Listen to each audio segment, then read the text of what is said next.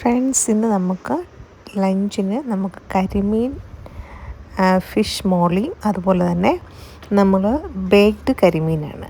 Baked കരിമീൻ എന്ന് വെച്ചാൽ ഞാൻ എണ്ണ ഒഴിവാക്കാൻ വേണ്ടിയിട്ട് വാഴയിലയിൽ കരിമീനൊക്കെ ഒരുവിധം നന്നായിട്ട് വറുത്തിട്ട് അതിനകത്ത് മസാലയൊക്കെ ചേർത്ത് ഗ്രില്ലിൽ വെച്ചാണ് വാഴയിൽ പൊതിഞ്ഞ് പൊള്ളിക്കുന്നത്. അപ്പോൾ അത് ഭയങ്കര ടേസ്റ്റാണ്.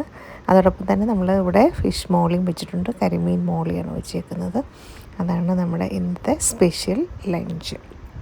വളരെ ടേസ്റ്റിയാണ് ഇങ്ങനെ ഗ്രില്ലിൽ വെച്ച് എടുക്കുന്നത്. നമ്മൾ സാധാരണ ചീനച്ചട്ടിയിൽ വെച്ച് വറുത്തെടുക്കുന്നതിനേക്കാളും, അതായത് വാഴയിലേക്ക് പൊതിഞ്ഞ് വീണ്ടും പൊള്ളിച്ചെടുക്കുന്നതിനേക്കാളും വളരെ ടേസ്റ്റ് ബേക്ക് ചെയ്തെടുക്കുമ്പോഴാണ്. അപ്പം ഗ്രില്ലുണ്ടെങ്കിൽ ബേക്ക് ചെയ്യാം, ഇല്ലെങ്കിൽ പാൻ മെത്തഡിൽ നമുക്ക് ബേക്ക് ചെയ്തെടുക്കാവുന്നതാണ്. വളരെ ടേസ്റ്റി ആയിട്ടുള്ളൊരു വിഭവമാണിത്.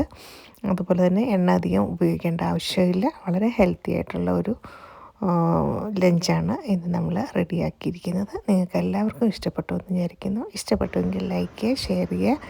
ഇതിൻ്റെ ഡീറ്റെയിൽ റെസിപ്പിയായിട്ട് വീണ്ടും നമുക്ക് കാണാം. Till then, thank you. മാഗീസ് kitchen.